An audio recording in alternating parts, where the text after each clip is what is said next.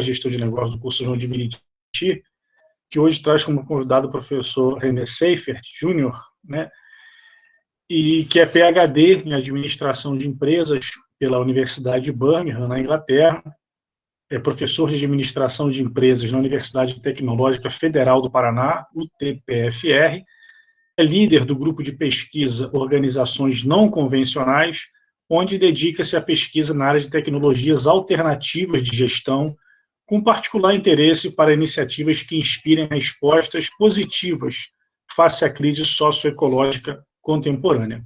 É avaliador de artigos científicos em eventos e periódicos nacionais e internacionais na área de administração e organização. René também é padeiro artesanal, juntamente com a sua esposa, Vanessa Seifert, é responsável pelo Pão da Casa, uma iniciativa de resgate e de ensino da arte da panificação no contexto da casa e da família. Desde 2019, por meio de cursos de panificação presencial e online, René e Vanessa têm se dedicado a levantar fundos para a construção da Casa de Saberes Artífices, um espaço de aprendizagem que tem como missão restabelecer a casa como espaço de produção e convivialidade, promover reconhecimento das virtudes dos limites, a máxima eficiência e a disseminação da economia da vizinhança fundamentada na prática da dádiva. Então, feita essa apresentação inicial do professor René, eu convido a tomar a palavra. Você tem, René, aproximadamente 40, 50 minutos para a sua fala. Posteriormente, a gente abre para as questões e perguntas que houver. Legal. Obrigado, Beto. Obrigado, João, Albertina, o Rodney. Para mim é uma honra receber o convite para falar desse tema, né, dentro do ciclo de gestão de negócios que o IFPR está organizando, de um tema que, quando a gente pensa em gestão, em administração, é mais ou menos como eu chamo de uma vaca sagrada. A busca pela eficiência, ela, de certa forma, é dominante na lógica de gestão que a gente conhece hoje, que, assim, é, de certa forma, universalizada, seja aqui no Brasil, se a gente for a outros países da América Latina, for para a Europa, para a Ásia, a gente vai ver que a gestão ela é orientada para a administração, e raramente se questiona, se pensa criticamente, ou pelo menos não no momento em que a gente vive. Bom, quando eu falo de eficiência, o que eu quero dizer com isso? Eu vou tentar começar essa reflexão, estabelecendo então alguns pilares para a gente construir, e eu também quero contar uma história para vocês. Bom, por eficiência a gente entende o resultado de uma operação calculativa numa relação meio-fim. Para quem não é da área acadêmica, eu vou tentar dar um exemplo do que seria isso, o que é esse cálculo numa relação meio-fim. Digamos que o meu objetivo, o fim da minha ação, eu esteja com fome. Eu preciso resolver a minha fome. Automaticamente, quando eu penso eu estou com fome, eu vou também começar a pensar quais são as formas, quais são os meios pelos quais eu poderia acabar com a minha fome. Um pão, né, o Alberto falou na apresentação, né, além de professor, eu também sou padeiro artesanal. O pão ele pode surgir como um meio, um recurso, algo para resolver esse meu fim, a fome que eu tenho.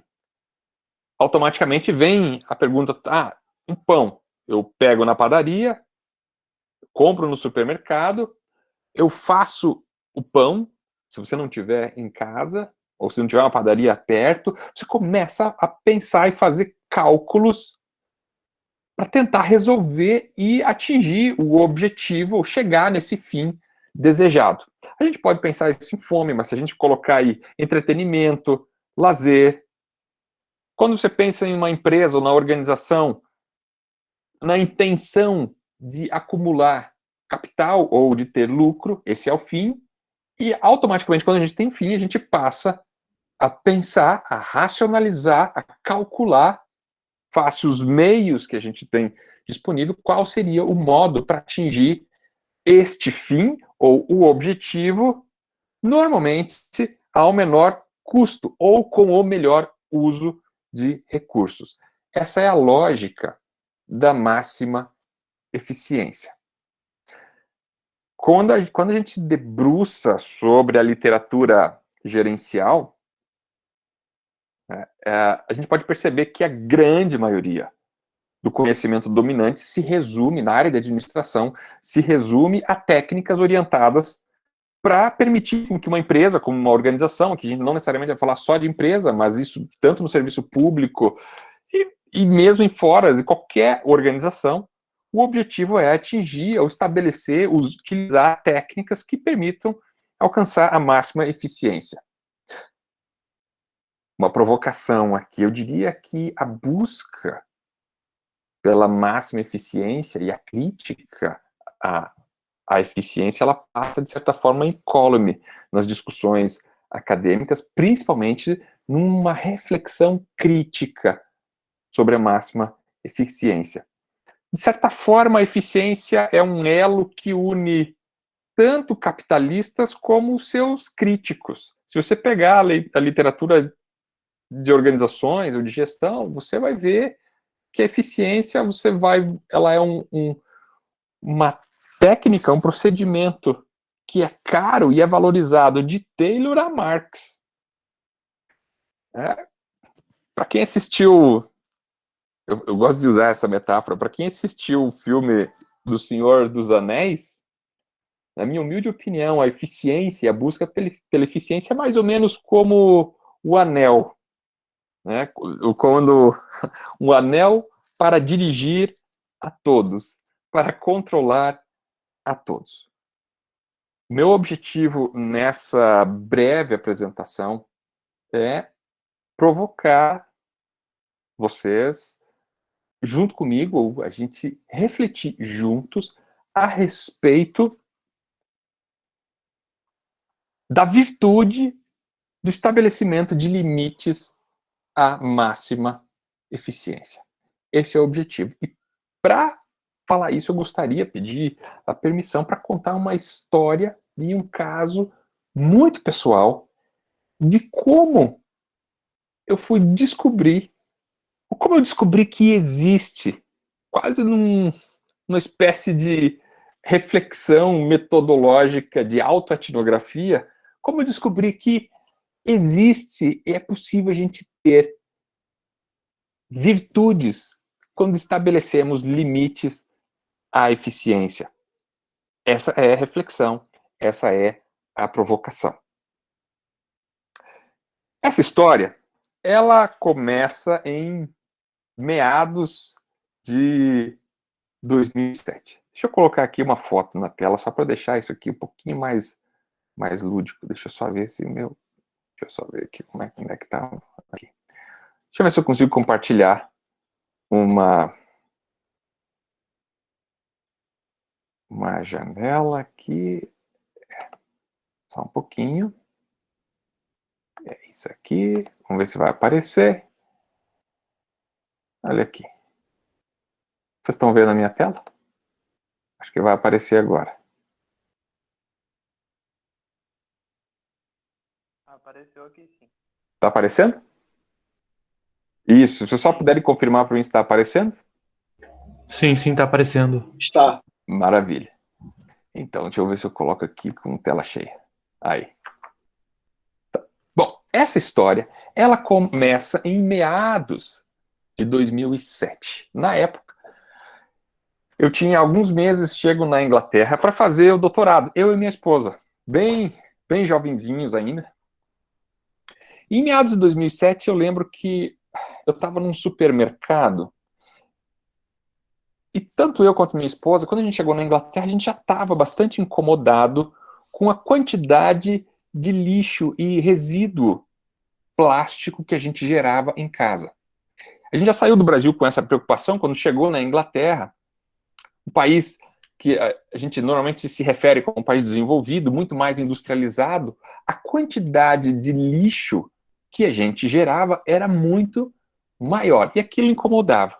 E eu me lembro de estar no supermercado e peguei um pacote de pão da gôndola. Eu olhei para aquele pacote de pão, assim, puxa, toda vez que eu venho no supermercado, eu compro um pacote de pão. Esse pão, ele vem embalado, ele está dentro de uma sacolinha plástica. E não tem aqui uma padaria. Aqui no Brasil a gente é muito mais acostumado, né? Ir na padaria, você muitas vezes recebe um pacote de papel.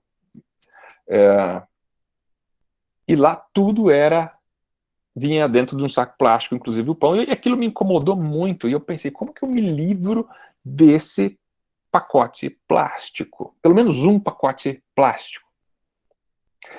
Dentro da minha seleção de compras ali. E foi ali que veio um pensamento. Meu pai, quando eu nasci no Rio Grande do Sul, e meu pai, minha família, né, eu lembro de quando era guri, de que a gente fazia pão em casa. Meu pai fazia pão em casa, minha mãe fazia pão em casa, eu e meus irmãos, a gente torcia uma máquina de cilindro, 2 rolos de cilindro, a gente ficava torcendo aquilo e fazia pão toda semana. E com base naquele pensamento, eu decidi, né, se eu fizer um pão em casa, eu me livro desse saco de plástico. Naquele momento eu coloquei aquele pão ensacado de volta, fui lá para o canto do supermercado, peguei 1 quilo de farinha, um sachê de fermento. Falei assim, com isso aqui deve dar para fazer o pão. Olhei, no pacote de farinha tinha uma receita e disse, bom, vou seguir essa receita, vou fazer. É um saco de plástico a menos.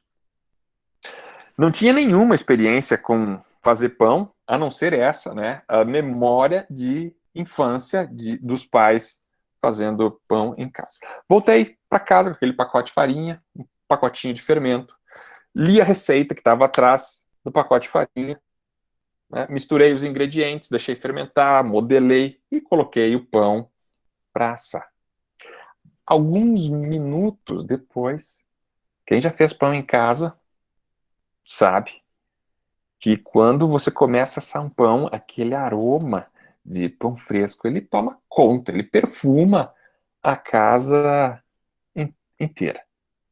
Naquele momento eu já não conseguia mais sair da cozinha, ficava ali olhando para dentro do forno para ver se aquele pão ia dar certo. E quando eu tirei o pão do forno, né, alguma coisa aconteceu. Eu fiquei apaixonado naquele pão, porque eu olhava para o pão e falei assim, eu não acredito que eu consegui fazer um pão e ficou bonito.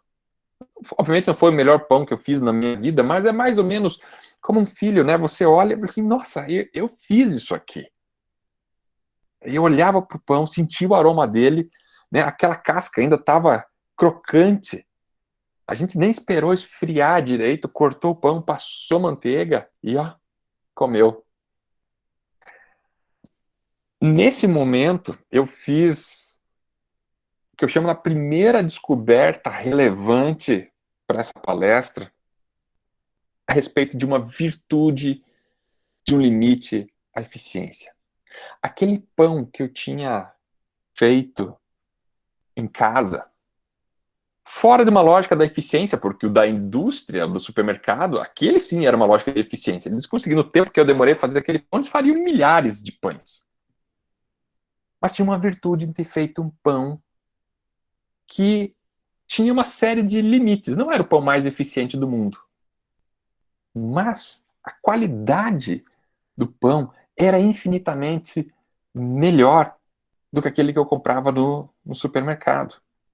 Ele tinha mais sabor, ele tinha mais aroma, a casca era mais crocante, tinha só 4 ingredientes. Aí fui dar uma olhada no pacote daquele pão que eu costumava comprar, tinha vários ingredientes. Ele não me dava azia, a gente comeu e ele não me dava azia. Era muito mais saudável. E aqui foi a minha primeira aprendizagem a respeito de um limite à eficiência, à qualidade. Normalmente, quando você quer um produto de qualidade, Algo para você guardar para sua vida, por exemplo. Outro dia eu falei com um colega aí, né? E ele lá na universidade, eu falei para ele assim, olha, existe uma virtude na eficiência. Ele falou assim, capaz, Renê, isso não existe. Eficiência é o nosso maior objetivo, eficiência sempre é melhor. Eu sabia que ele gostava de churrasco. Né? Ele falou assim, fulano, você gosta de churrasco, não gosta? Gosto.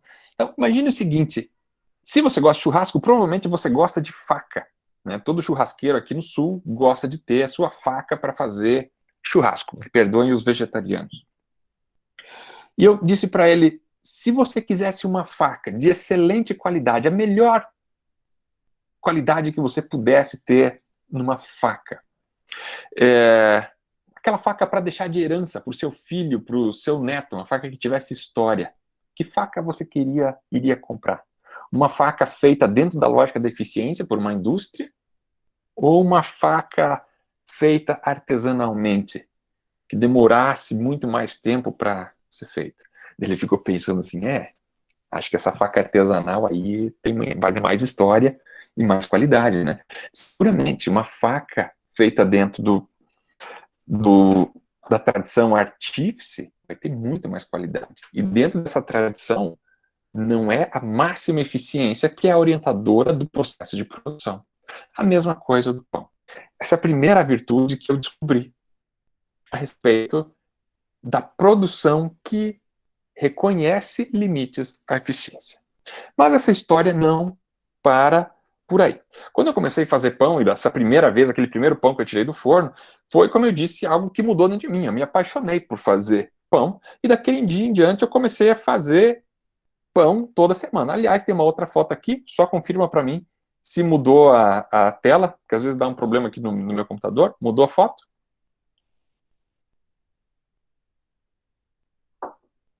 Não, tá a mesma. Tá a mesma, né? Então, acho que é um software. Agora mudou. Agora mudou, né? Tá. Então, eu tenho que colocar aqui. Ah, isso aqui, ó, naquela época, dentro de uma cozinha bem pequena, lá na Inglaterra, fazendo meus pães pela primeira vez. Mas, como eu disse, essa paixão não ficou por aí. Ela continuou. Eu comecei a fazer muito mais pão do que eu e a minha esposa, Vanessa, a gente tinha condições de comer. Era essa paixão. Eu passei a compartilhar o pão com as pessoas que estavam à minha volta. Com os vizinhos, com os colegas da universidade, fazia 2, 3 pães, pegava e levava e distribuía e dava para as pessoas. Isso durante o tempo que a gente estava na Inglaterra e quando a gente voltou para o Brasil também em 2011. E eu fazendo pão, né? Você já tinha vendo isso aqui, já era uma cesta de pão, né? E dava para o vizinho de apartamento, levava na faculdade. Algumas pessoas começaram a pedir para eu vender esse pão. Assim, René, me vende o pão. Mas eu não conseguia colocar preço. Eu não conseguia colocar preço em algo que, para mim, tinha muito valor. Um valor que era muito maior do que um custo monetário, do que meramente um preço. Então, o que eu fazia? Eu pegava e simplesmente dava. Eu falei, não, pega de presente. Não tem preço, leva de presente. Então, quando a pessoa queria comprar o pão, eu já dava. Normalmente eram os amigos que pediam. Eu falei assim, tá aqui, pega o pão de presente. E aí começou a acontecer uma coisa interessante. Quando eu dava um pão de presente, de alguma forma, a pessoa que recebia o pão, ela se sentia na obrigação de retribuir de alguma forma. Mas como eu não queria receber dinheiro, né, eu não recebia o dinheiro, a pessoa saía, de certa forma, com uma dívida com o René. Pô, o René me deu pão, eu tenho que retribuir de alguma forma. E, de repente, eu comecei a ganhar presentes. Né? Eu dava um pão para um amigo que fazia cerveja, né? Inclusive tem uma cervejaria, a gente ficou muito amigo por causa do pão, é a Bode Brown, aqui em Curitiba. Eu dava pão para o Samuel me dava uma cerveja. Eu disse, opa, gostei desse negócio. Na outra semana eu ia lá, levava 2 pães e ganhava 2, 3 cervejas. De repente ele estava me dando muito mais cerveja e eu muito mais pão que ele podia comer, e assim começou uma lógica de troca. Aí começou cerveja, aí passei a trocar pão por geleia. Em 2014, a gente mudou para a colônia Vitimarsum, que é uma área rural, e aquilo que na cidade tinha uma certa limitação de forno, daí eu construí um forno a lenha. Aqui eu já estava produzindo 60, 70 quilos de pão por semana. E trocando pão. Trocava pão por, como eu disse, né, geleia, cerveja, lenha. Tá aqui, ó, algumas coisas que eu troquei. Troquei pão até por um cavalo, depois mais um cavalo. Troquei pão por inseminação. Tem 3 cavalos aqui em casa. Inseminação de cavalo. Né? E, assim, surgiu algo que eu ouvia antigamente meus pais, as pessoas que vieram do contexto de outras gerações falar, que hoje eu chamo de economia da dádiva, que basicamente se traduz numa lógica de dar, receber e retribuir. E essa foi a segunda virtude, ou a segunda descoberta sobre a virtude do estabelecimento de limites à eficiência. Esse pão que não era nada eficiente, um pão que era feito à mão, que demorava para fermentar, ele permitiu com que eu capitalizasse algo muito mais importante do que aquilo que eu poderia capitalizar na economia convencional. Uma riqueza muito maior. Porque essa lógica da economia da dádiva, do dar, receber e retribuir, o principal aspecto que ela gera não é necessariamente a troca, ainda que ela envolva a troca, mas são os relacionamentos. No ato de dar, de receber e retribuir, sabe o que a gente faz? Amizade, relacionamentos. E essa é a maior riqueza da vida. Se a gente pensar quem é rico, rico é a pessoa que tem amigos. Foi fazendo pão que a gente descobriu isso, né, com os amigos e conversando, e eu lembro do Cláudio falando isso, um amigo lá da Casa da Videira, falando para mim assim, Renê, é isso mesmo, se a gente tem amigos, a gente é rico e jamais vai ser pobre, porque pobreza, ainda que dê para a gente definir de várias formas, pobreza é não ter amigos. Porque se você tem amigos, e imagine que você tenha perdido tudo, você não tem nada, dinheiro, nenhum dinheiro na carteira, só lhe sobrou roupa do corpo. Ele perguntou para mim, Renê, quanto tempo, se você tiver um amigo, demora para você conseguir um prato de comida? Eu falei assim, acho que o tempo é de fazer uma ligação a cobrar. Eu falei, não, aí. E para você achar um lugar para dormir? Talvez mais. Daí eu respondi, mais umas 2 ou 3 ligações. E provavelmente com um pouquinho mais de esforço, com algumas ligações, alguns contatos, com bons amigos, você em pouco tempo acha um lugar para começar a trabalhar, recomeçar o seu ofício, e mesmo que você tenha perdido tudo, você consegue recomeçar, trabalhar. Né? Foi nesse contexto que a gente aprendeu, que eu aprendi, essa segunda virtude do limite à eficiência. Foi um pão que não era nada eficiente, ou não era produzido de acordo com a lógica da eficiência, com esse cálculo racional que procura sempre reduzir o custo, ou fazer o melhor uso dos recursos, que permitiu a descoberta dessa economia na qual a maior riqueza que se estabelece são os relacionamentos e as amizades. Provavelmente, se você tem algum familiar que veio do contexto rural, sabe que essa economia de dar, receber e retribuir é muito comum em espaços onde a eficiência não é o valor central de produção. Então, pense, por exemplo, numa localidade em que domina a agricultura familiar.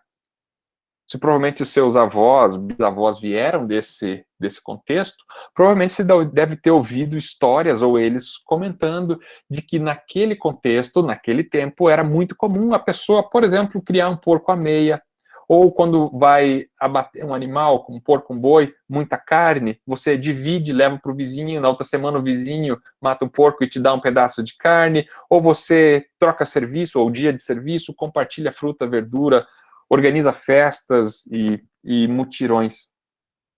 É nessa economia e essa troca de bens que muitas vezes, ou não necessariamente, ela é monetizada, que cria a lógica de comunidade. E que, obviamente, não é meramente orientada para a eficiência. Precisa de alguma coisa? Não. Não, só tive aqui uma interrupçãozinha, a gente já vai voltar, os meninos aqui. Depois só, agora não. Então, essa é a segunda virtude dentro dessa história.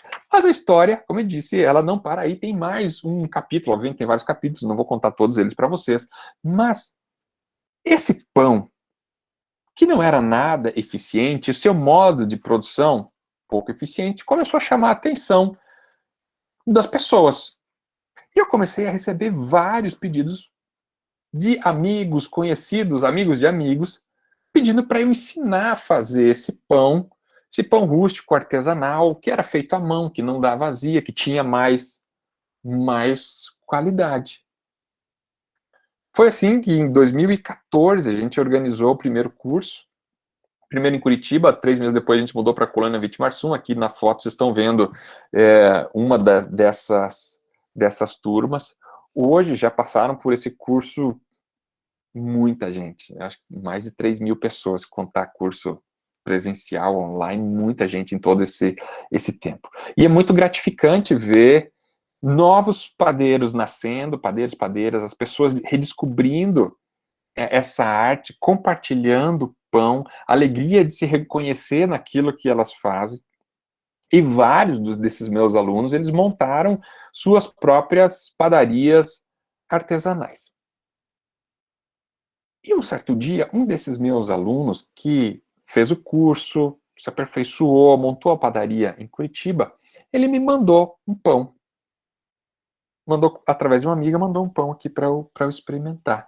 E o pão dele era muito parecido com um pão que eu fazia, um pão mais rústico, né, com farinha integral, com as sementes por fora. Então, olhando de fora, os dois pães eram muito parecidos. Eu olhei para aquele pão e falei, nossa, o pão do Rodrigo está muito bom. Eu vou fazer uma experiência.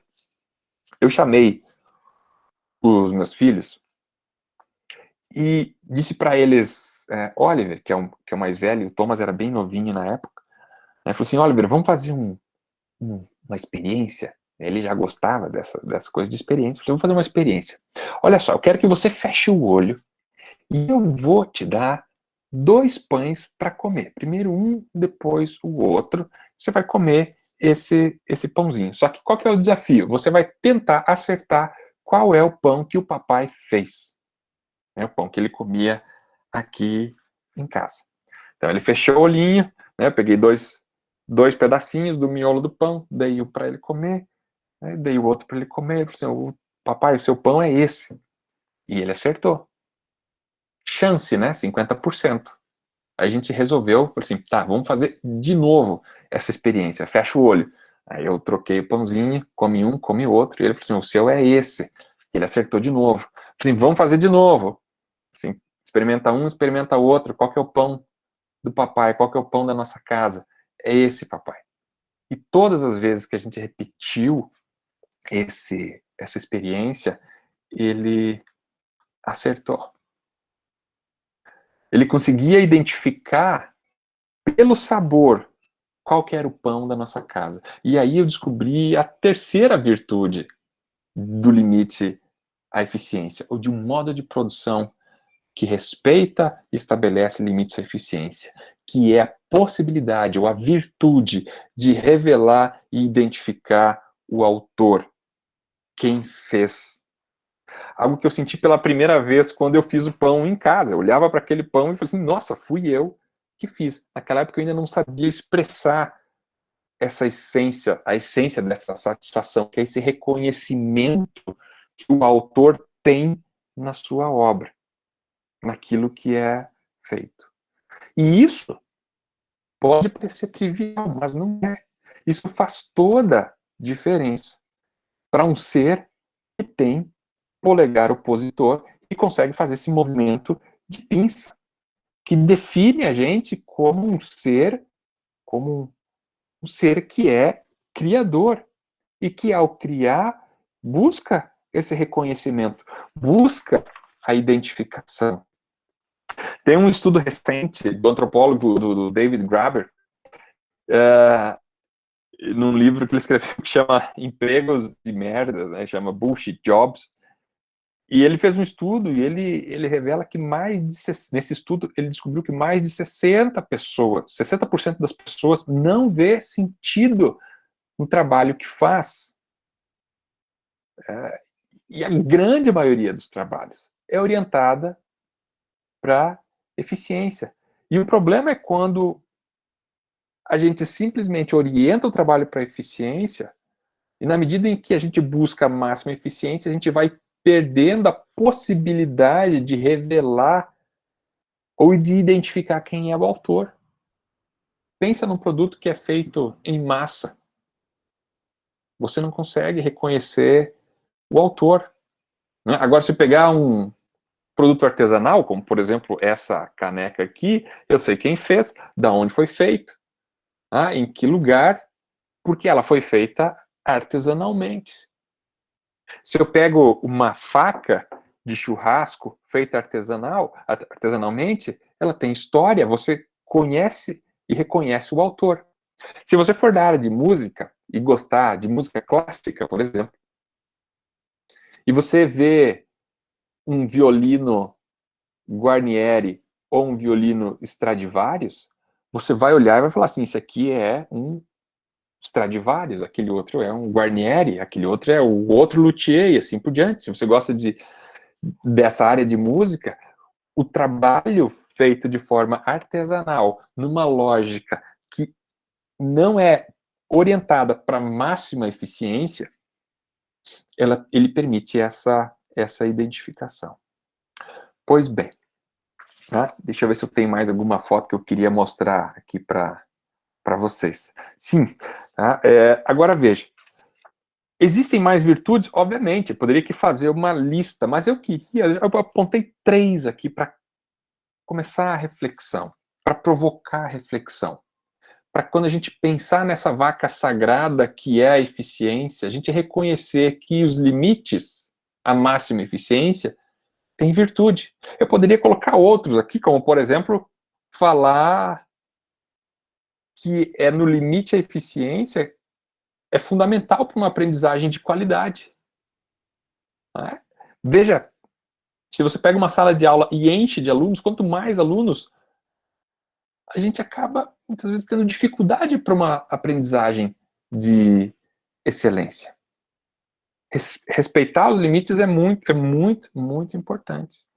Então, eu coloquei aqui alguns outros casos que eu gostaria só de mostrar para vocês, também de outros artesãos e pessoas que descobriram que existe uma virtude em não buscar a máxima eficiência. Esse aqui, se vocês entrarem no Instagram, vocês podem procurar lá o Strobel, Oficina do Artesão, ou André Strobel. O André, ele fez a graduação dele em administração de empresas. Quando ele saiu da faculdade, ele conseguiu emprego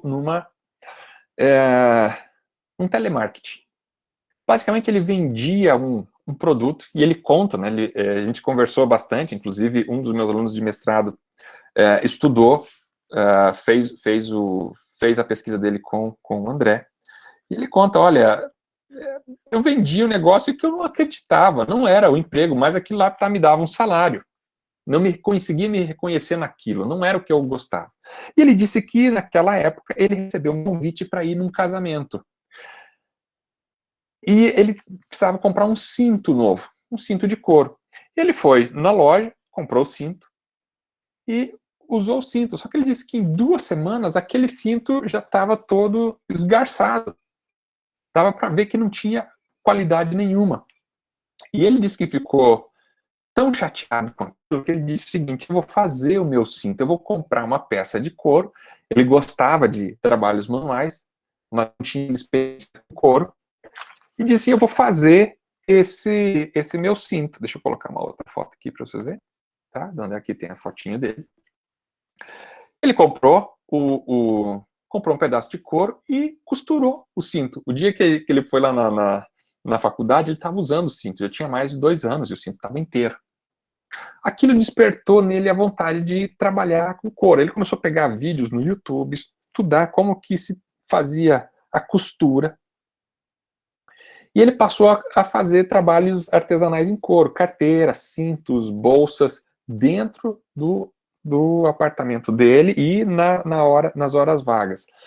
Acho que 1 ano e meio depois ele acabou. Hoje ele saiu dessa empresa que ele trabalhava, já tem anos, e ele trabalha com couro, também dá cursos de como costurar couro e fazer esses trabalhos artesanais usando couro. E eu lembro da gente perguntar: tá, André, mas você usa máquina de costura para costurar suas carteiras ou cintos? E ele disse não. Mas por que não? Ela não é muito mais eficiente? Você não poderia fazer mais carteiras? Se você faz mais carteiras, você pode vender mais e aumentar o seu resultado financeiro? Ele falou: sim, se eu usar uma máquina de costura, eu amplio muito a velocidade de produção, vou ser muito mais eficiente. Mas tem um problema. A máquina de costura, ela não consegue fazer uma costura em couro tão bem como a mão consegue fazer. A amarração que você faz na mão, ela não abre, não solta o fio. A da máquina, ela tem um sistema que, se um fiozinho soltar, a costura toda solta. Ou seja, a virtude do limite à eficiência. Para eu ter a máxima qualidade, eu preciso estabelecer alguns limites à eficiência. Como esse, eu poderia apresentar outros casos, como, por exemplo, o do Aloísio, que é um cuteleiro, já passou por empresas da área de construção civil, já teve uma pizzaria, e hoje ele trabalha fazendo facas artesanais, lindas. E ele passa 3, 4 dias fazendo uma faca. Às vezes, uma semana fazendo uma faca, se for com aço damasco, né? Quem gosta de cutelaria talvez conheça esses termos. Não é necessariamente o trabalho mais... Tem uma série de limites à eficiência. Não é o mais eficiente fazer uma faca à mão. Você pegar o ferro, colocar na forja, esquentar. Mas você tem uma série de virtudes. A qualidade é uma. Outra, se você olha uma faca da Aloísio, você vai saber. Você pode procurar a cutelaria Selhorst lá no Instagram. Você vai ver o trabalho do Aloísio. É fenomenal. Poderia dar um outro exemplo. Tá aqui, ó. Aqui do lado. Isso aqui é feito pelo Thierry. Ó. Isso aqui é um arco. Sabe, de arco e flecha, feito à mão. O Thierry era analista de sistemas, mora em Campo Largo, aqui perto. Ele era analista de sistemas de uma multinacional na área frigorífica. E também falou assim: eu não quero mais isso. Começou a gostar de arquearia, saiu lá de Rondônia, se não me engano é Rondônia, e veio para cá para começar a estudar arquearia. Descobriu que tinha um artesão aqui próximo a Curitiba, e hoje ele faz esses arcos que são fantásticos, né? feitos à mão. Poderia falar de outros casos, outros exemplos, né? Também, já não só de padarias que eu tenho acompanhado e que reconhecem a importância de estabelecer limites. Por exemplo, padarias que optam por não abrir todos os dias, porque reconhece a virtude do limite. Enfim, meu objetivo ao contar essa história bem pessoal e também circunscrita, né, aos limites desse próprio caso e que não tem como, obviamente, generalizar a partir nem do meu caso, nem desses poucos casos que eu comentei aqui com vocês.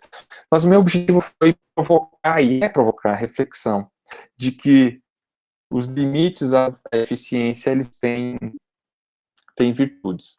A gente viu aqui 3, né? Maior qualidade, o favorecimento de uma outra economia mais local, mais solidária, que permite acumular uma riqueza que não é monetária, mas que é fundamental para a gente ter, de fato, uma vida abundante, que é a comunidade, os relacionamentos, as amizades. E o terceiro, que é a possibilidade de reconhecimento e identificação do autor.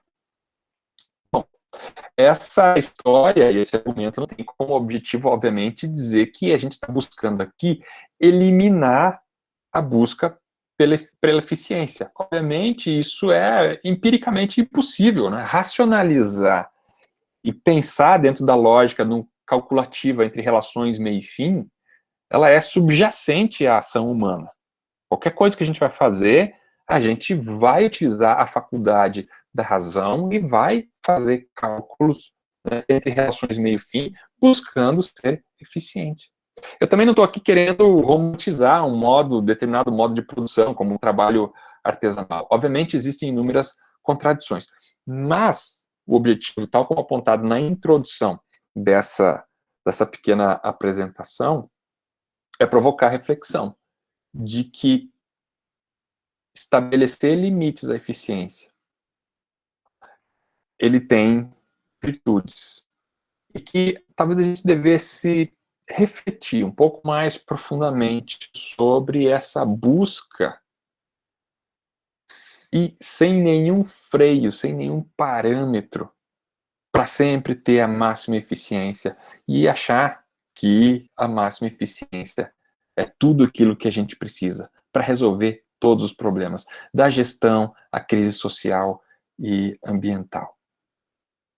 Bom, essa palestra aqui, eu gostei muito de ouvir vocês. Ela aponta para a importância dos limites à eficiência, né, que pode ser, e talvez resgatar, né, coisas que na modernidade a gente foi perdendo, como, por exemplo, a importância e o valor da tradição, reconhecer limites físicos, né, quanto a gente pode trabalhar, e muitas vezes a possibilidade de ter equipamentos que nos fazem trabalhar mais não é a melhor solução, existe uma série de contradições, talvez os limites afetivos, ou até os limites espirituais, que fazem parte desse conjunto e da complexidade que é ser humano, e que muitas vezes na gestão a gente acaba reduzindo de uma forma drástica a lógica da eficiência. Bom, o que eu tinha para provocar vocês, isso eu acho que está de bom tamanho, obviamente a gente pode continuar aqui, mas eu vou ficar extremamente honrado se eu puder ouvir algumas perguntas, comentários aí do lado de vocês a essas provocações que eu fiz.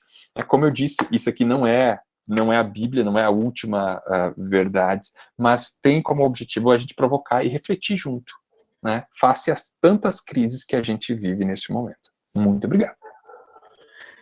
Obrigado, Renê, pelas contribuições. Certamente é um assunto bastante atual em meio, né, a todo um conjunto de dilemas que a humanidade tem vivido, né, com o avanço do domínio da razão, né, sobre a técnica, sobre a natureza, e aqui na periferia do mundo, mais contundentemente sobre os direitos, né. Eu acho que a gente ter parâmetros éticos, parâmetros humanos, para lidar com esse tipo de exigência que muitas vezes são naturalizadas, né, tidas como dadas, como absolutas.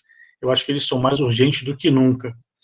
Eu teria alguns comentários para fazer em algum momento, mas eu queria abrir para todos os presentes, se quiserem fazer inscrição para uma intervenção, pode ser, obviamente, por voz, pode ser pelo chat. Fiquem à vontade para a gente iniciar essa segunda parte aí do debate.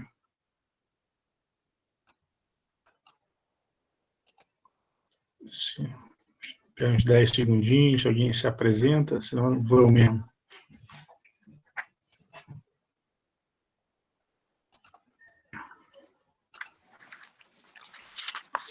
Bom, eu vou dar um pontapé inicial, então. Eu acho muito interessante, nas ciências sociais, que é a minha formação, a gente tem um autor clássico chamado Marcel Mauss, Uhum. né, que inclusive tem um livro clássico, escrito no começo do século XX, um ensaio sobre a dádiva. Que é de onde surgiu essa ideia, né, da economia da dádiva. Depois eu até coloco aí no chat a referência, se interessar. É um livro muito bonito, uma escrita muito fluida, um livro muito interessante. E o Mauss, ele faz uma análise de determinado ritual, né, de trocas na região da Oceania, em que estava se buscando, né, perceber como é que o homem estava no seu estado mais puro, né, ou seja, como é que o homem se pareceria estando no seu estado mais puro, de menos desenvolvimento humano. E era aquela sociedade. E eu me lembro de uma frase que eu não vou saber literalmente dizer agora, mas que era mais ou menos assim. Em algum momento da análise dele, vira esse ritual de troca de bracelete, de colares, né? E um ritual que abrangia centenas de quilômetros, centenas de ilhas, e que não se desfazia e se perpetuava, né? Tinha uma estratificação, né? Enfim, tem muitos detalhes, mas a frase era a seguinte: ele observou que para aquelas pessoas, dar era pedir, e aceitar era se comprometer. Não é literal, mas é mais ou menos esse o espírito.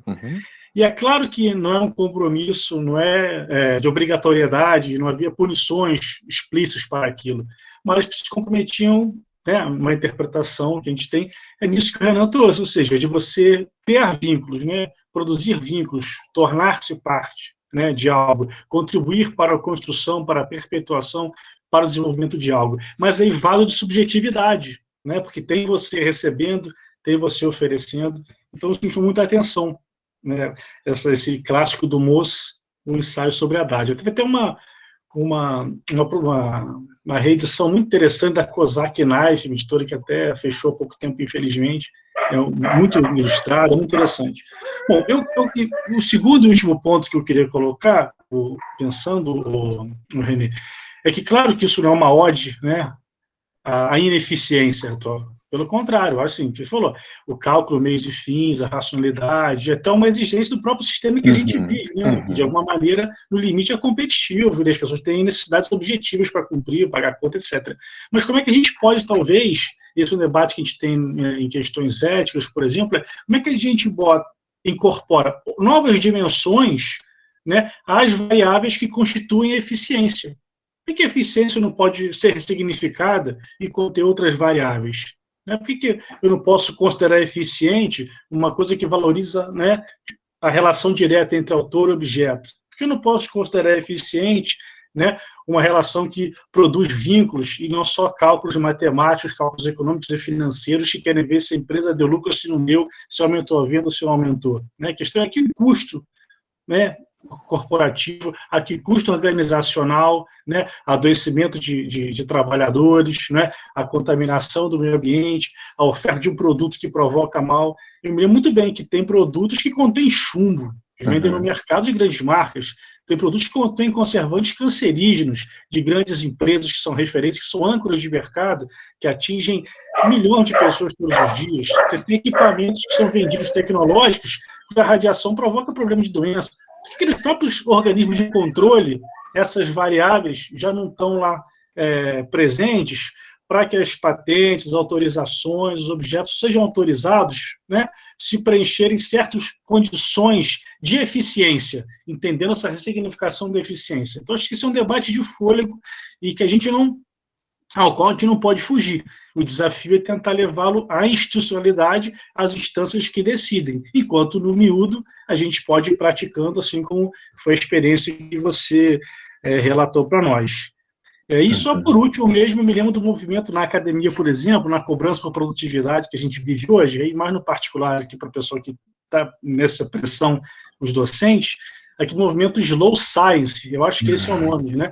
Que questiona isso, como é que você tem uma lógica produtivista, né, de artigos, de teses, de pressão, de orientação, de tudo, e muitas vezes isso provoca, não tem uma repercussão clara na qualidade que a gente produz, além do adoecimento profissional que muitas pessoas passam, né?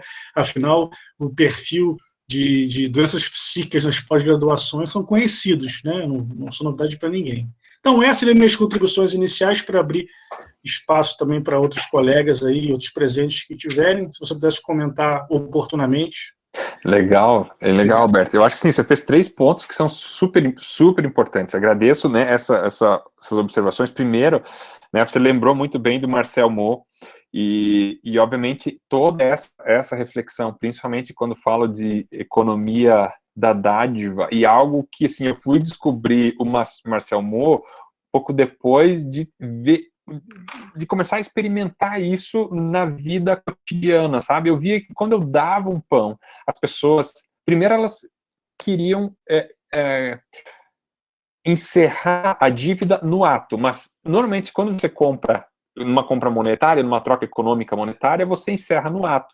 Quando você não aceita esse encerramento no ato, a pessoa saía com essa dívida. E agora, então a pessoa tentava retribuir de alguma forma. E isso ia criando aquilo que você falou, que é o vínculo. Então, acho que é super legal, isso acho que é muito fazer esse resgate.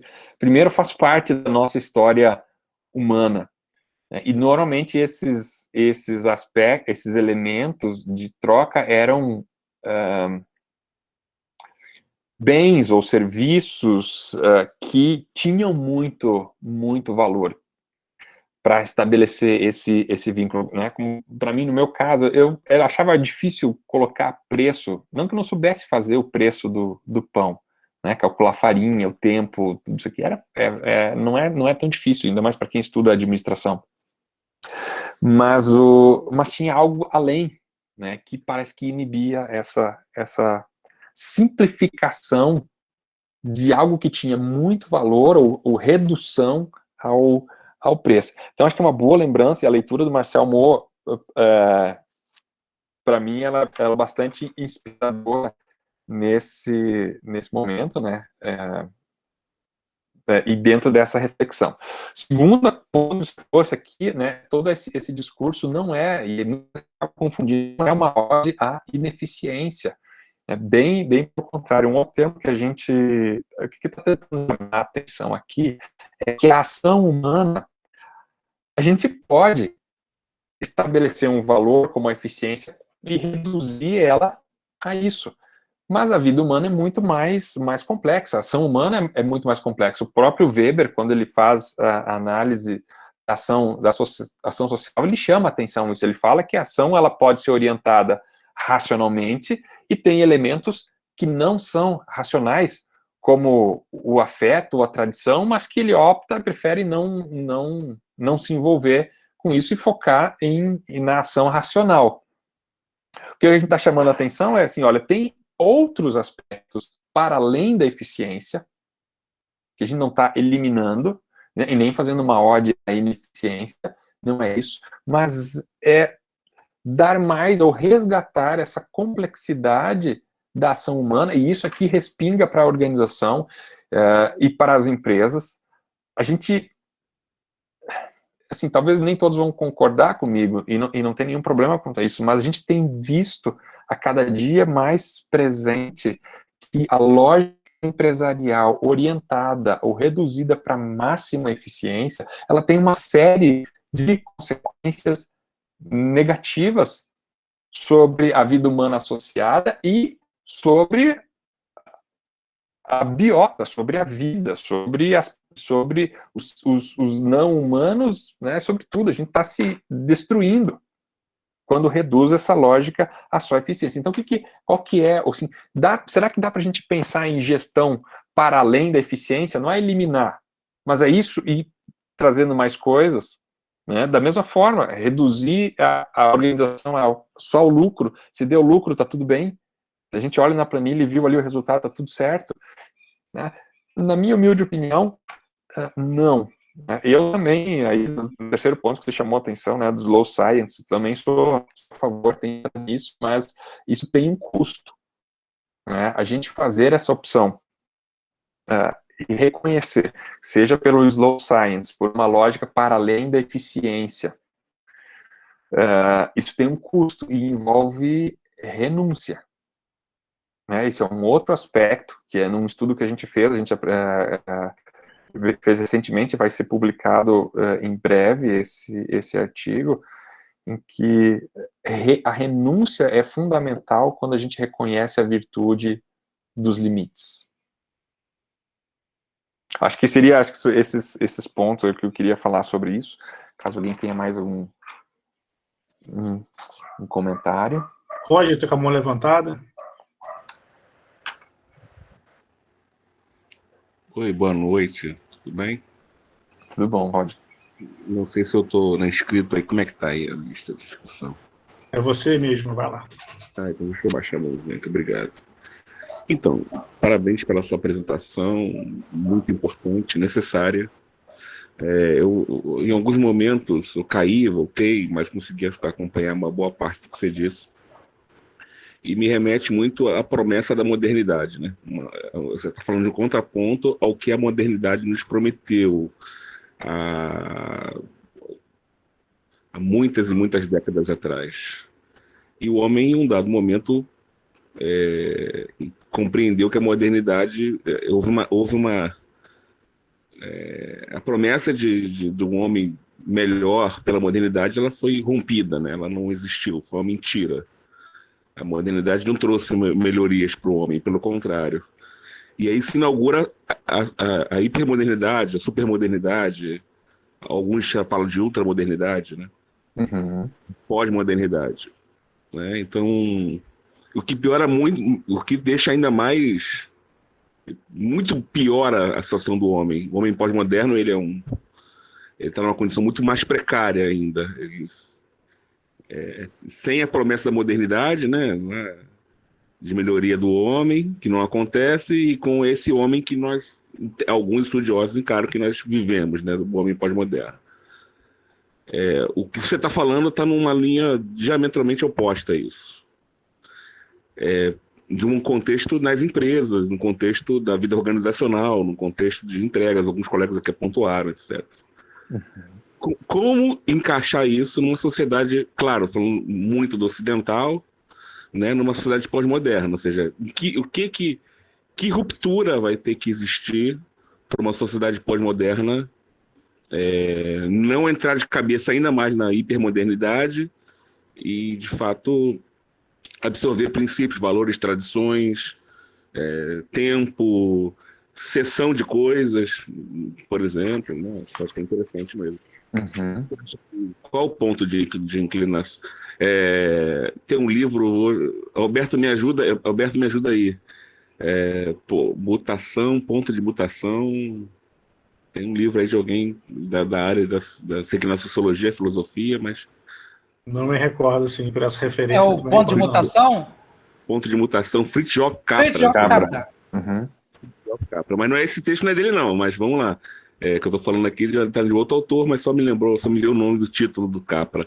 Mas então, que você acha que tem aí para romper com esse paradigma da pós-modernidade, que é o que a gente está hoje abandonados pela modernidade, na falsidade da modernidade e aprofundados com o pé na lama da pós-modernidade. E aí você fala disso tudo, e o que precisa, qual é o ponto disruptivo aí nisso? Pois é. Então, acho que você pegou um ponto, Rodney, que é central para essa discussão. Obviamente, né, se estabelece uma crítica à modernidade, essa era da razão antropocêntrica, né, e uma narrativa de que a gente dá conta de resolver todos os problemas e construir o mundo dos nossos sonhos, fazer literalmente o céu na terra. Eu acho que essa é parte dessa narrativa, e que quando a gente para refletir e olhar para as inúmeras contradições que a gente está imerso, você fala assim, alguém está me enganando nessa história. E aí acho que vem o seu questionamento, tá, mas e o que a gente faz?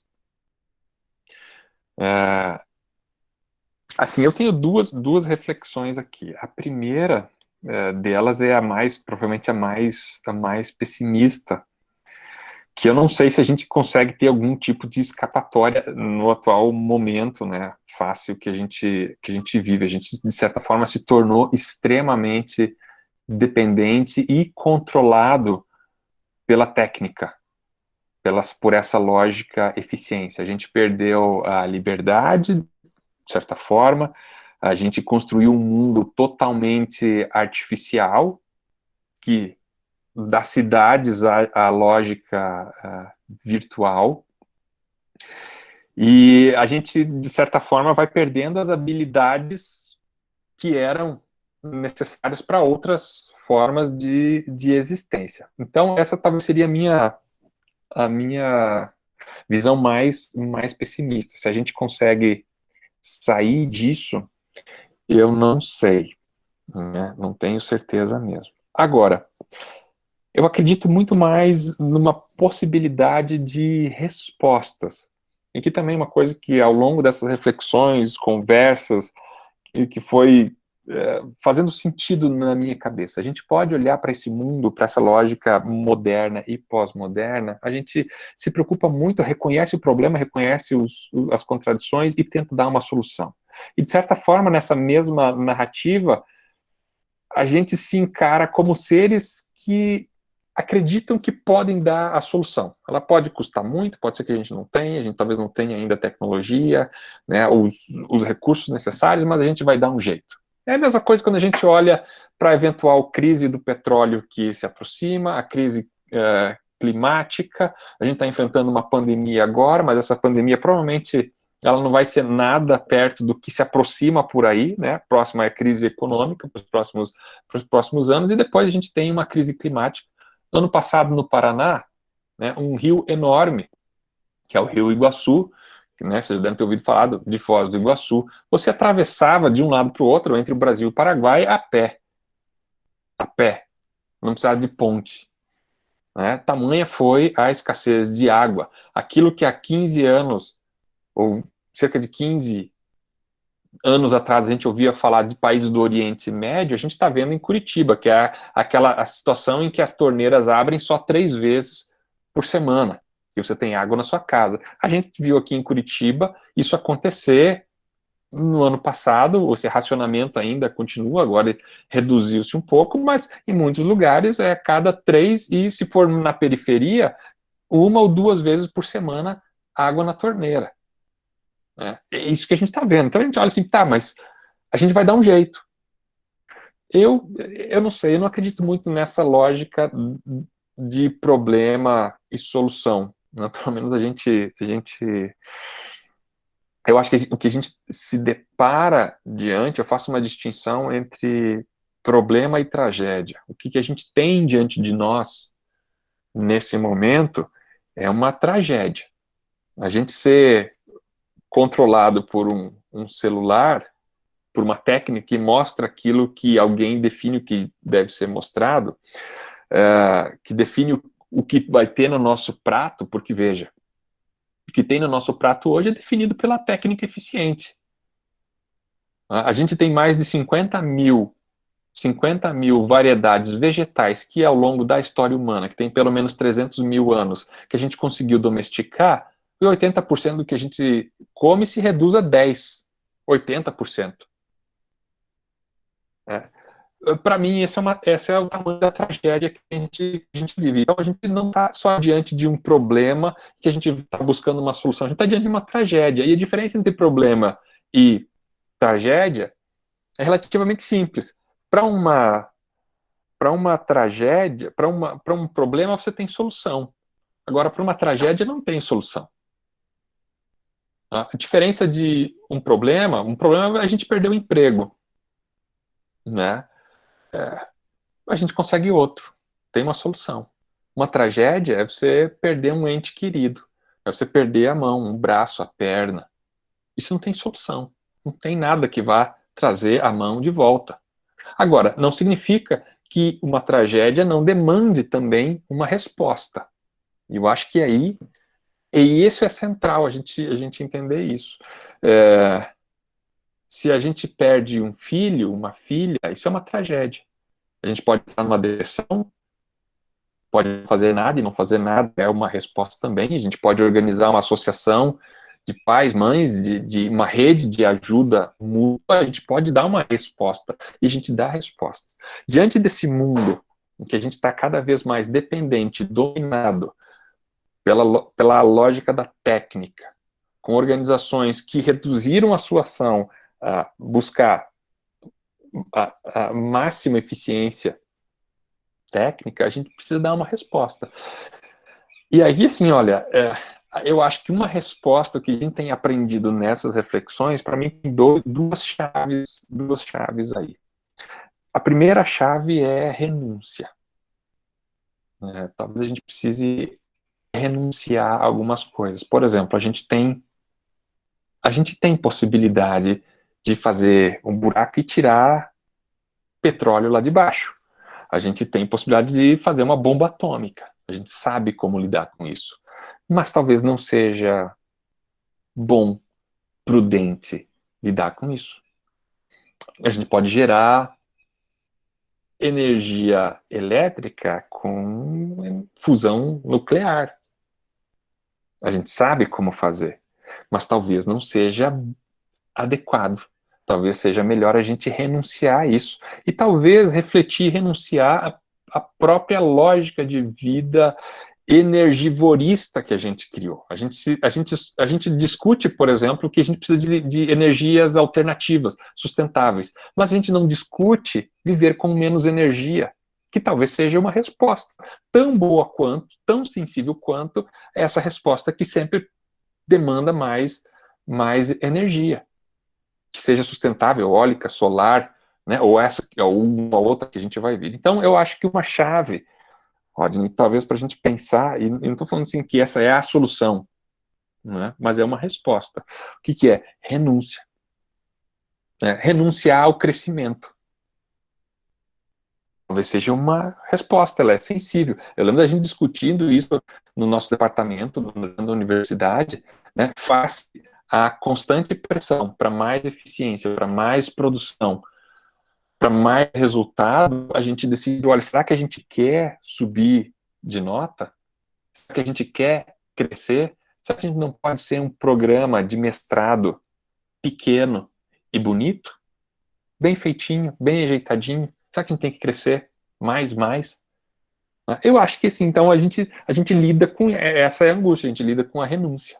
E o segundo aspecto aí talvez seja uma ressacralização, que a modernidade, a gente viu uma lógica exatamente ao contrário dessa, né? Que foi o desencanto, a dessacralização, o desencanto do mundo. Aquilo que era mágico se tornou racional, e a gente buscou, talvez a gente tenha algumas coisas para aprender com os nossos irmãos indígenas que estavam aqui antes, né, dos europeus chegarem. E eu não sei, essa é uma área que eu tenho estudado também, algumas pesquisas têm se direcionado nessa área de entender a cosmovisão indígena, e eu acho que a gente tem algo a aprender com a sacralização dessas culturas. Por que o índio não polui o rio?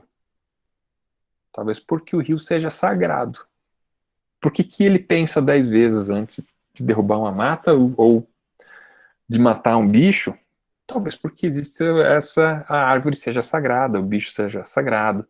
E isso coloca para a gente um certo respeito. Né? Existe talvez tem um livro aqui que eu gosto bastante, mas ele é provocativo, que chama A Virtude da Ignorância. Quando a gente não sabe, ou a gente age com muito mais cautela, com muito mais cuidado em relação às coisas que estão diante de nós. Então, não sei, Rodney, não sei se eu respondi tua pergunta, mas é como eu vejo, sabe, essa situação. A necessidade de reconhecer a virtude do limite, ela implica em talvez uma resposta que demande uma renúncia e talvez uma ressacralização. Agora, veja, eu não estou fazendo aqui, né, a mesma coisa que o Roberto tinha falado, não é uma ode a gente voltar, romantizar o passado. Não é isso, ou voltar ao tempo das cavernas, bem longe disso, né, porque essa normalmente é a crítica que vem no segundo momento. Não, né, mas é olhar para o passado, se inspirar, respeitar em coisas do passado, mas com o pé na frente, tentando achar esse equilíbrio. Né? Eu acho que esse que é o grande dilema que a gente vive, é encontrar esse equilíbrio.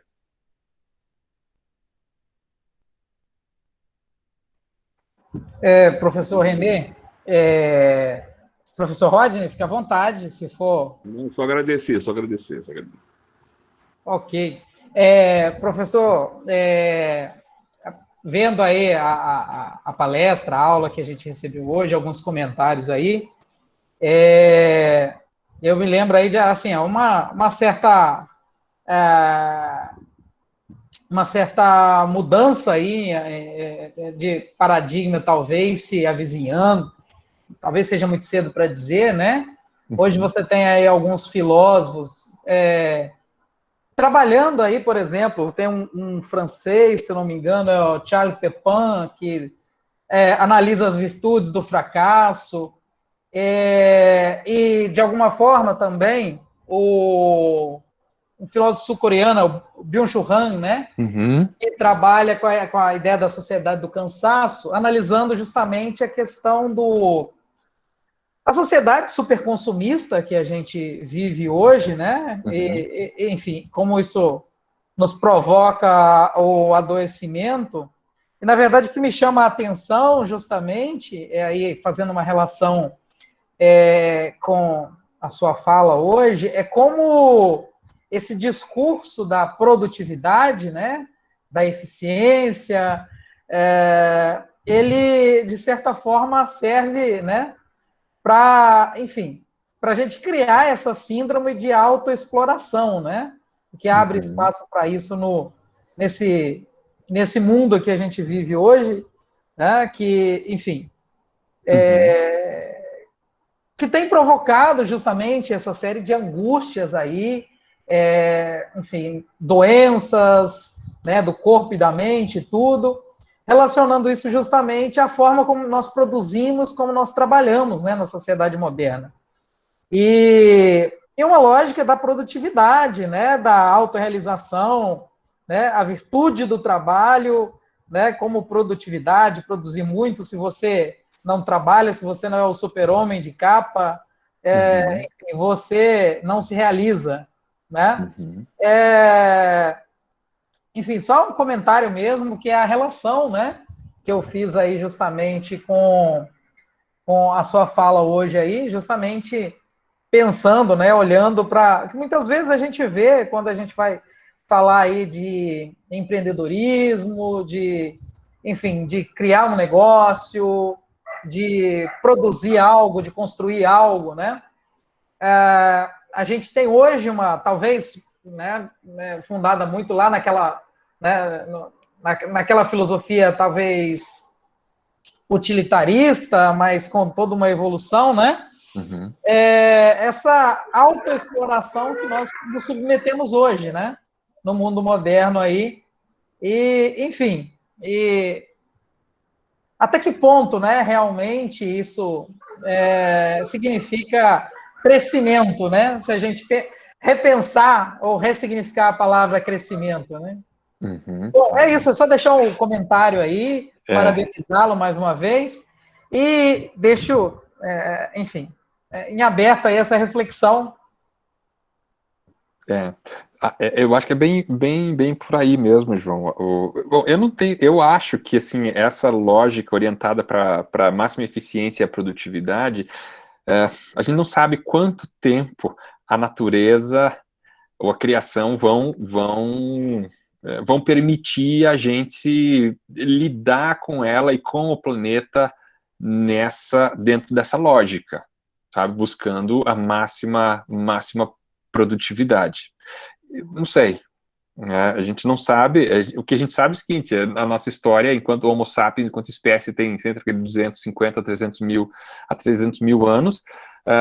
Esse planeta aqui já passou por crises bem maiores, né? E por meteoros talvez maiores do que esse que a gente chama de civilização, né? E essa lógica que tem aí talvez 13 mil anos, né? Que vem pós-desenvolvimento, agricultura, formação das cidades, civilização.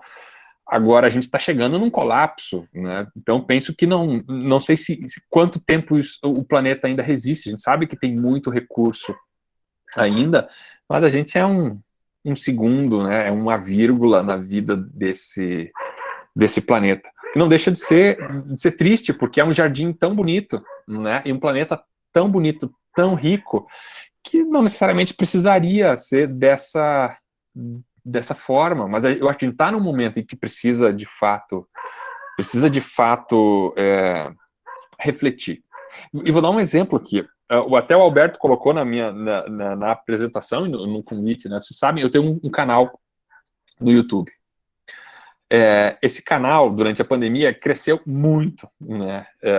Ele já tem bastante tempo. E hoje tem, sei lá, 240 mil seguidores. Lá eu ensino as pessoas a fazerem pão. E veja, é uma outra coisa. Antes eu tinha, assim, a gente está acostumado a ter um chefe ou uma lógica que pede uma determinada produtividade. Hoje já não é mais o chefe. Se você está no YouTube ou numa rede social, quem define a sua velocidade é um algoritmo. É ele que pede, é ele que demanda tanto a qualidade daquilo que você produz, como a intensidade ou a velocidade com que ele quer que você produza. E eu estava falando antes com o Rodney, né? Olha, eu acho que uma resposta que a gente pode dar é renúncia. Por exemplo, no nosso canal ali, a gente, nitidamente, eu fazia no início vídeos a cada 3, 4, 5 meses, quando dava vontade. Aí a gente chegou à conclusão, de repente um vídeo começou, as pessoas começaram a chamar mais atenção, a gente estava com 30 mil seguidores, e o meu amigo que me ajudava a gravar, ele falou o seguinte: vamos fazer um por semana. Eu falei, será que a gente dá conta?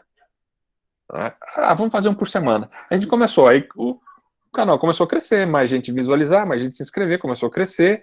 No final do ano de 2020, a gente chegou em 2019, a gente chegou em 100 mil inscritos, né? Esse ano a gente já passou de 200 mil. Só que, veja, no final do ano passado eu já estava chegando em burnout, né? Porque você quer, ele vai te demandando cada vez mais conteúdo. De repente já está pensando, puxa, eu tenho que, para continuar crescendo e para que ele me mostre, se eu quiser crescer, eu tenho que produzir 2 vídeos por semana. Daqui a pouco é um todo dia. E aí a gente fez, bom, não quero saber mais, a gente parou. Eu, assim, não vou fazer mais, né? Parou e assim, precisa de tempo para respirar. E renunciou a esse crescimento, né? Essa possibilidade de crescimento.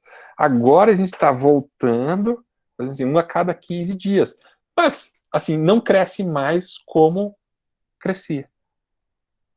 Eu acho que essa, para mim, é uma lógica assim, muito, muito próxima, de novo, né? Você me perdoe, está dando o caso, é muito, muito pessoal, de como que essas contradições, elas se materializam no dia a dia.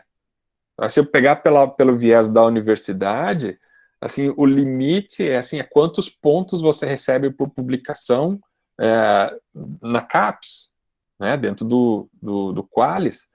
E quando você faz a renúncia, eu não vou produzir o máximo, né? Se a equipe toda vai para o máximo, você fica fora. Né? Eventualmente, a renúncia que é, será que eu posso permanecer num programa de especialização, de pós-graduação? Né? Dentro dessa regra do jogo, não. Agora a pergunta, e aí vai de novo aquilo que o Rodney tá, mas e a gente acaba onde? Né? Será que eu dou conta de viver nesse mundo? Eu acho que é mais ou menos isso, sabe? É muito, muito complicado, sabe? A gente lidar com isso, e muitas vezes você acaba se sentindo preso e sem escolha, porque o sistema é algo que a gente não consegue mais controlar, ele é muito maior do que a gente, que determina e que define a nossa velocidade de produção, né? E sempre querendo mais. A gente achava há alguns anos que se tivesse internet, celular, computador, a gente ia ser muito mais eficiente e ia trabalhar menos, mas aí até você comentou, a gente está vivendo a contradição disso, é uma sociedade cansada, uma sociedade ansiosa, uma sociedade cada vez mais depressiva, com mais problemas mentais, né? E aí, assim, aí como é que a gente faz?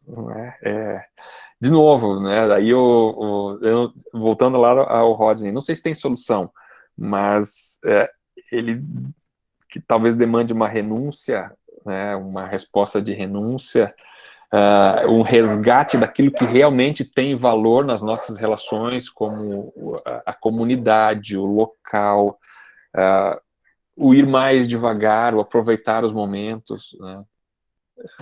Então, sei lá, eu acho que esse é o dilema, né, que a gente se encontra.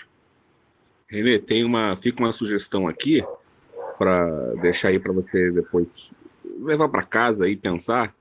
Tem um colega nosso, professor, né, chamado Yuval Harari. Sim, conheço. Exatamente, lá de Israel, lá, se não me engano, da Universidade de Tel Aviv. E ele coloca para os algoritmos, que eu estou vendo tua angústia com os algoritmos, e ele tem uma fala, assisti ele aqui no Brasil, ele esteve aqui no Brasil, vendo ele fala uma coisa bacana sobre isso, que o que é possível de impor limite para os algoritmos, a única coisa que é possível impor limite para os algoritmos é a política.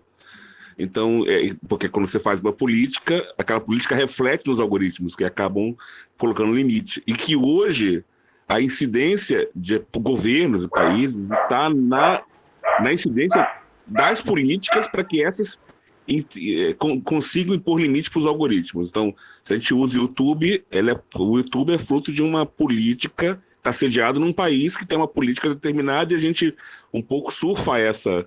Antes do YouTube, você tinha uma mídia, um broadcast, né? Você tinha uma centralização total ou por rádio ou por broadcast, ambos são broadcast, né? Tanto rádio quanto TV.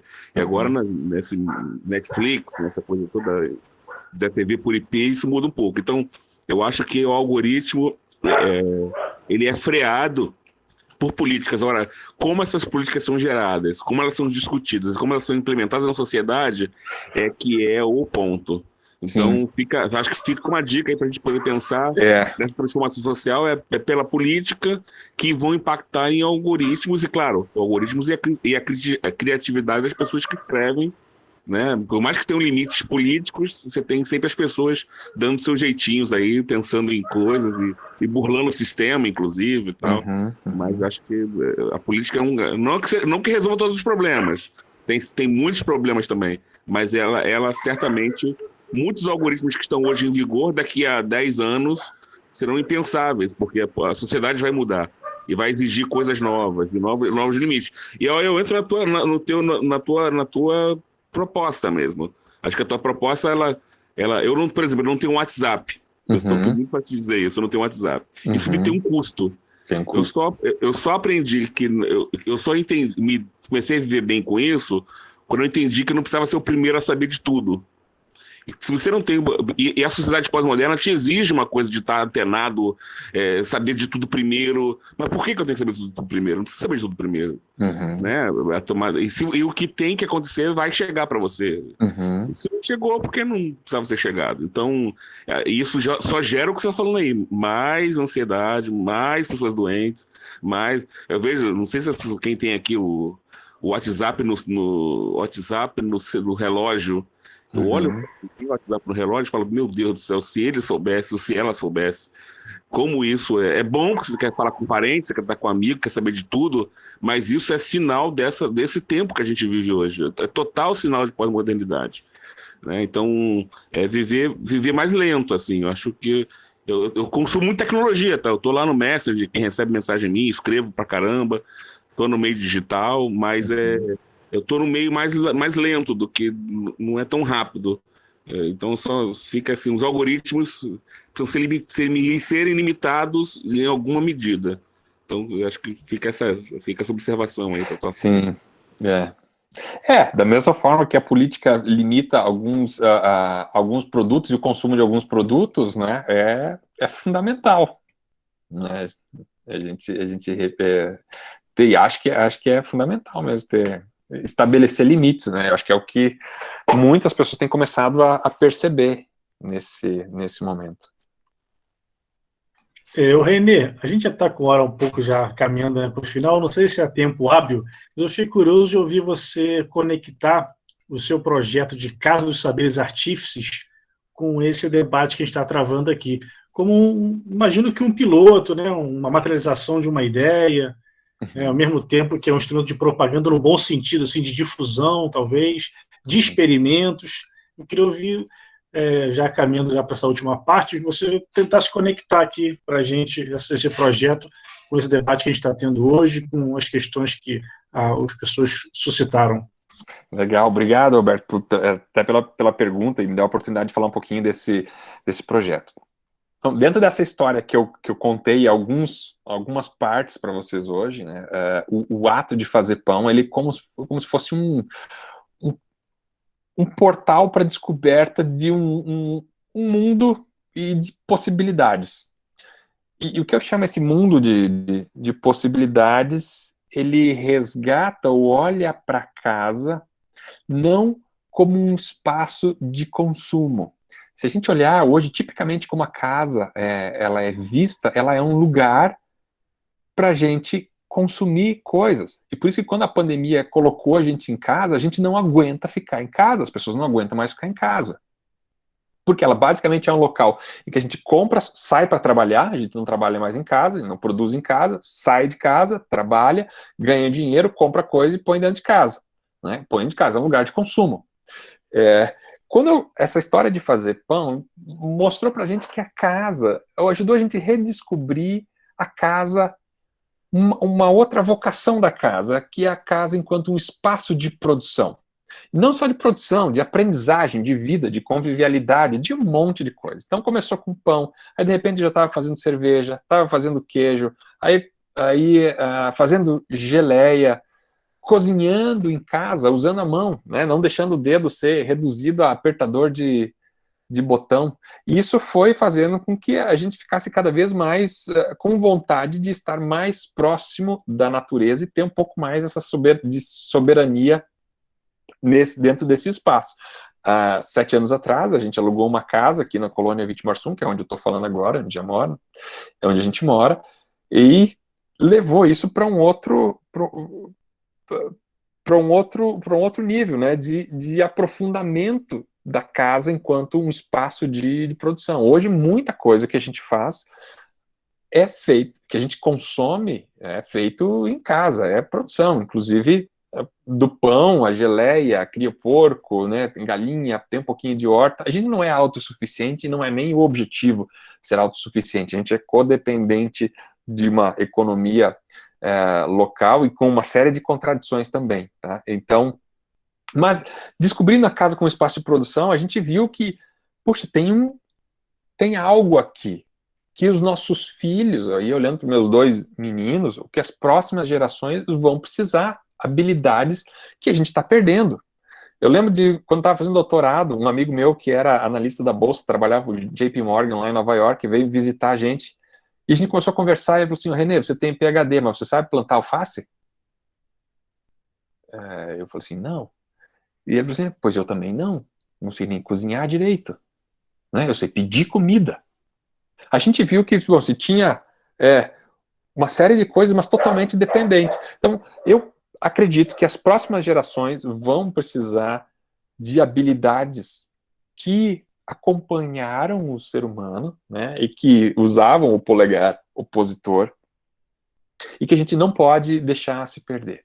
E foi nesse contexto, então, que surgiu o desejo de ter uma casa, né, para ampliar primeiro, para pesquisa desses saberes, resgate e disseminação desses saberes. A gente chama essa iniciativa de casa, né, ou Casa de Saberes Artífices. Né? Existem outras iniciativas muito parecidas com essa, e é super legal de ver que tem vários, está pipocando no mundo inteiro. Né? O futuro do trabalho está muito mais próximo da casa, a gente já está vivendo isso, né? O futuro não, o presente do trabalho é a casa. Né? Só que a gente estava desconfiado disso há 8 anos atrás. Eu falei assim, vamos lá, vamos cada vez mais depender da casa.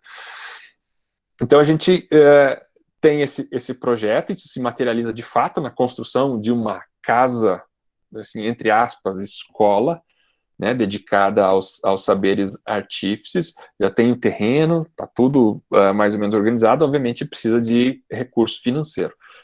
Eu não queria pegar dinheiro de banco, fazer financiamento, para fazer isso na lógica de negócio convencional. Então a gente bolou e constituiu um curso online de panificação artesanal, e os recursos desse curso, eles são investidos, né, nesse projeto. A gente tinha a intenção de ter começado a construir, bom, a gente está vivendo uma pandemia, isso a gente não sabe agora quando vai poder começar a construir. Você sabe, o preço das coisas subiu, né? O primeiro orçamento que eu tinha era 1, hoje ele é 3 vezes quase o valor inicial, né? Enfates de ferro, aço, mão de obra, tudo aumentou de preço, mas existe essa intenção. Até que ponto a gente vai conseguir materializar e consolidar isso? Não tenho certeza, né? Eu compartilho com as pessoas a intenção, e muita gente tem se juntado, tem querido contribuir, seja fazendo o curso, seja com alguma doação, ou ajudando, né? Isso, para mim, desde arquiteto, engenheiro, várias pessoas se mobilizando, vários alunos, né? Falando assim, professor, eu conheço alguém que vende ferro, vou ver se consigo uma ajuda nisso. Eu posso ajudar naquilo. Então, a gente está tentando constituir esse espaço, né, para disseminar esses saberes. Que aí vai pão, geleia, charcutaria, cerveja, marcenaria, cutelaria, isso, né? Eu só estou aqui expressando essas intenções, e vamos ver se a vida corrobora, né, para que isso aconteça. Mas a gente está caminhando, né? Está saindo, como eu disse, né? Tem projeto, tem espaço, já tem até a parte da terraplanagem, está lá, mas de fato o primeiro tijolo ainda não foi colocado em face da pandemia e do que a gente está vivendo agora.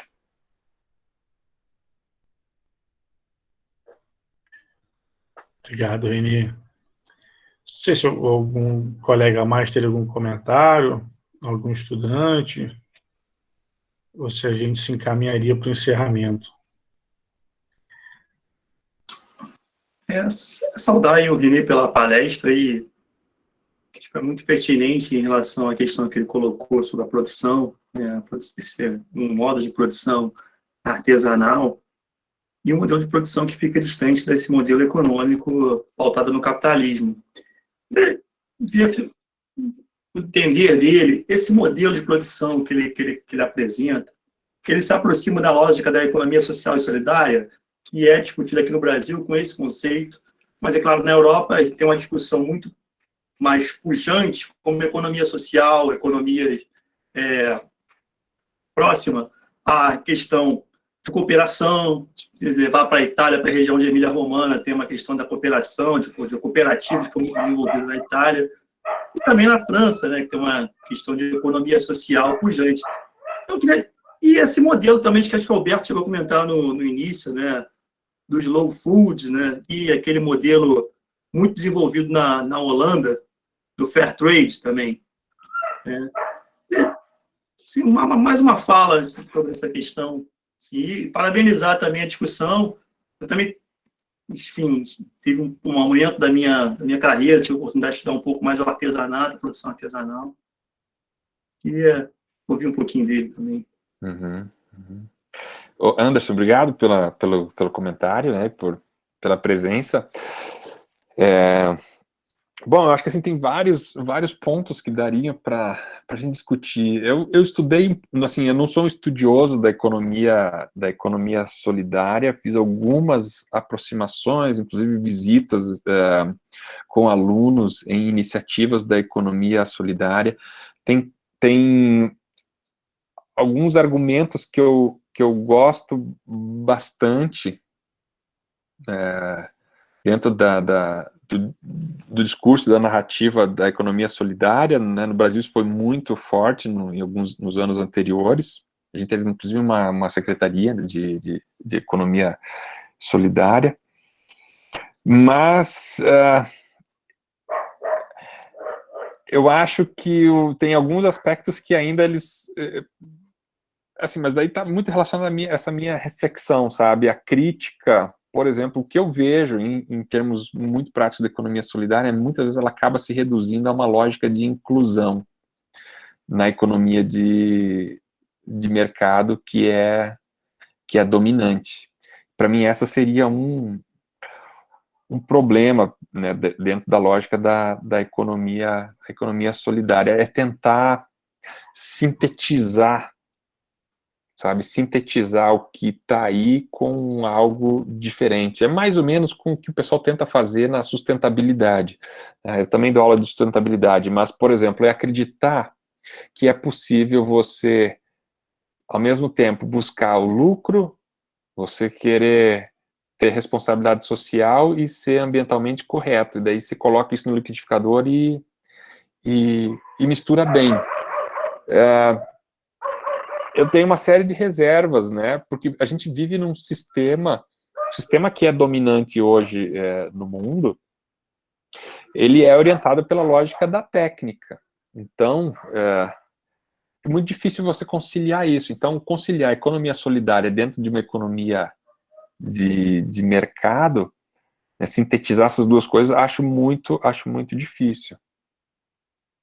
Mas, veja, essas mesmas contradições aí que eu estou apontando, assim, do meu próprio discurso também tem, tá? Também tem. Acontece, que bom.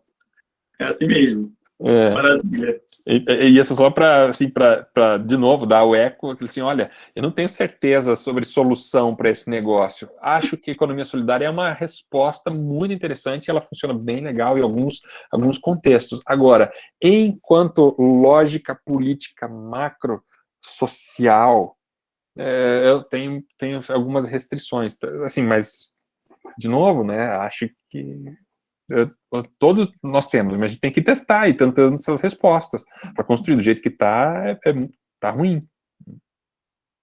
Obrigado pela consideração, maravilha. É isso, trazer as dúvidas, né? Perguntas. Eu compartilho com as dúvidas aqui. Né? Maravilha.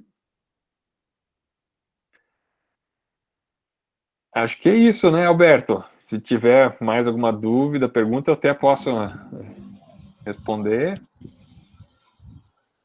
Ver se aparece mais alguém. Anderson, não viu o Samuel aquela hora, desculpa. Agora que eu botei o chat aqui aberto.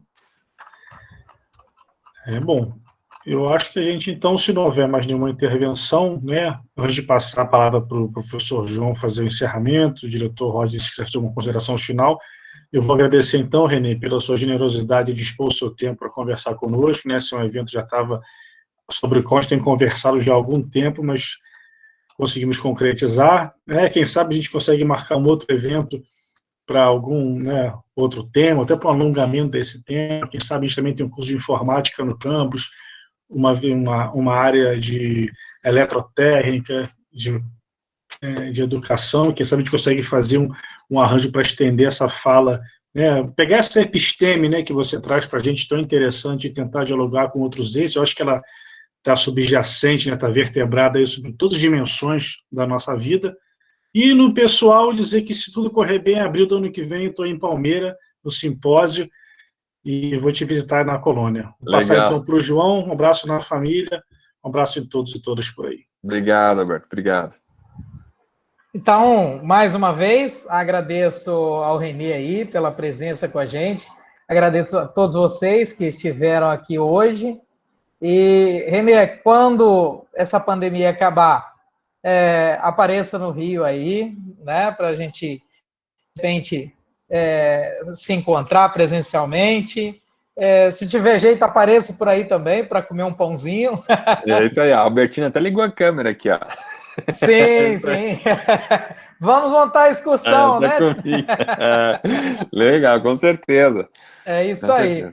Então, agradeço a todos. É um brinde, Renê, porque foi muito bom, viu? Então, não resisti, eu tive que abrir um vinho para poder brindar, celebrar. Parabéns, legal, muito obrigada.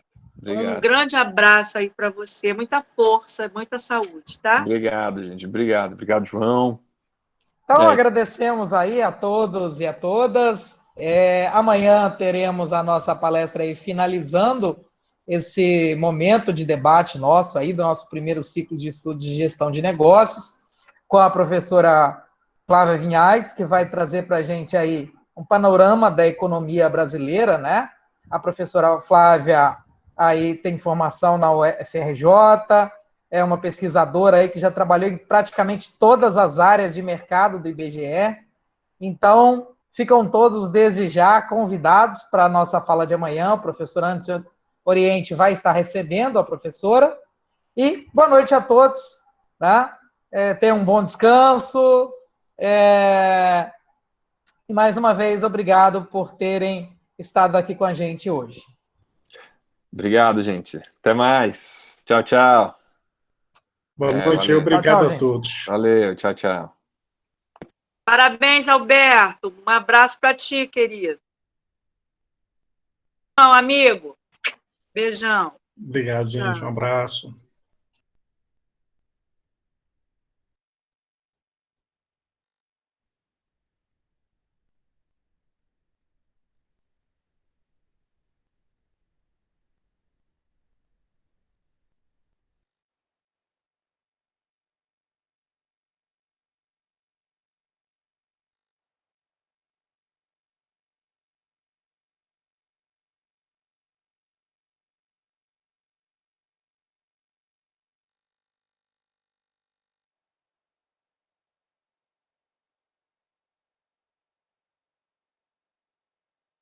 Acho que ficou uma pessoa travada aí, João.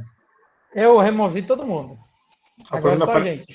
Aparece uma pessoa aqui. Pô, funcionou bem, né, cara? Que bom, cara. Sim, sim, foi legal, foi legal. Pô, eu acho que o pessoal gostou muito, cara. A gente está naquela, assim, com uma turma, assim, um pouco apática, né? Mas eu acho que, assim, Alberto, eu acho que é desbravar, né? É desbravar, entendeu? A gente tem um processo aí de mudar essa mentalidade, igual o ano passado a gente ouviu, né? Ah, mas palestras que não tem nada a ver com administração, com gestão, né? Pô, enfim, é uma cabeça muito pequena, né? Não tem a ver onde, né? Por quê? Mas, cara, é isso, é sistema de guerrilha. Eu acho que foi legal sim, eu acho que acrescentou muito. Cara, o sujeito tem muita bagagem, né? Assim, o cara já tem todo um know-how pelo projeto dele, tudo assim. O cara tem uma bagagem filosófica, né? O cara é bom, cara, é bom. Pouca coisa que você vê o cara falando, você vê que o negócio é bom, né? É um cara agradável, né? Assim, pô. Sim. Cara, eu, sinceramente, eu acho que, assim, embora, assim, a gente tenha tido mais de 70 inscrições, né? Uma média aí, hoje nós tivemos 30 pessoas aqui na sala. Gente entrando e saindo, mas mantivemos a média de 30, né? Foi bom. Cara, eu acho que para uma primeira situação tá muito boa. E, assim, aquilo que a gente tem que também... nós tivemos aí mais de 3 candidatos por vaga agora, né? A gente tomar também, assim, agora a gente tem condições de realmente selecionar, né? Não fazer aquela meritocracia pura e simples, né? A gente tem condição de gente que realmente vai aproveitar o curso, né? E que realmente precisa disso aqui também, né? Claro. Eu acho que... Mas teve ótimo, cara. Eu gostei muito da palestra dele, cara. Foi show de bola. Sangue bom. Depois a gente estreita mais laços. Ele é um cara receptivo, um cara aberto. Cara, falar com ele para montar um fique de pão aí pra gente. Ele dá uns cursos aí, cara. O pão dele é bom pra caralho. Fui lá, tem 2 anos que eu fui, que eu conheci onde ele mora. Porra, pão bom pra caralho. Rapaz, olha... Bom, não tem condição de dizer, mas que o pão dele é muito bonito, com certeza, cara. O pão dele é bonito, cara. Então, e tem uma cerveja lá, cara, da galera lá de Palmeira, lá, que é Anarquista, o nome da cerveja. Porque é uma alusão à cidade de Palmeira, que é onde fica a colônia, que teve uma colônia de italianos anarcos lá no final do século XIX, a colônia Cecília. Então tem essa experiência lá. E aí tem essa cerveja temática. E é maneiro, o lugar é maneiro, cara. É muito interessante. Tem um museu da parada. É muito maneiro. Mas ele mora fora. A colônia fica na área rural. Já é um município pequeno, mas tem uma área rural. Aí Pré-rural. Mas é legal, tem um pessoal, gente boa lá, é muito interessante, cara, vale a pena conhecer.